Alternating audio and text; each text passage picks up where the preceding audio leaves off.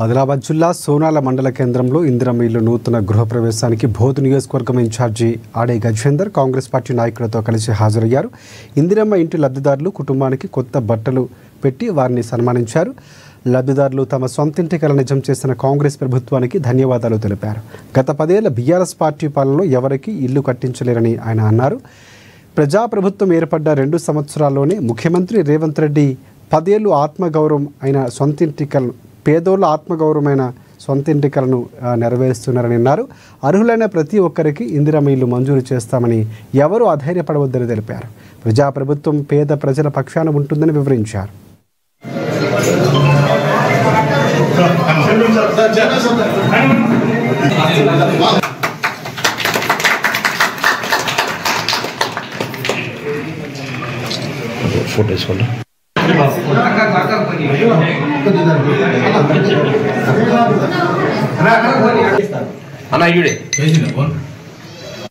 గత ప్రభుత్వము ఏదైతే డబుల్ బెడ్రూమ్ ఇస్తామని చెప్పిందో మేము 10 సంవత్సరాలుగా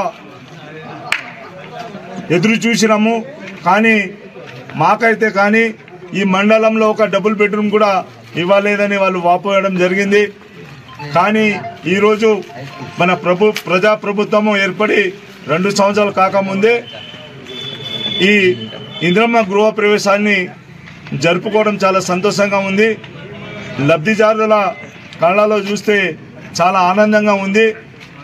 మిత్రులారా, మొదటి విడతలో ఎవరికి రాకుండా ఎవరైతే మిస్ అయి ఉన్నారో, ఎవరికైతే రాలేదో సెకండ్ విడతలో ఖచ్చితంగా అర్హులైన ప్రతి ఒక్కరికి కూడా ఇందిరమ్మ ఇల్లు వస్తుందని,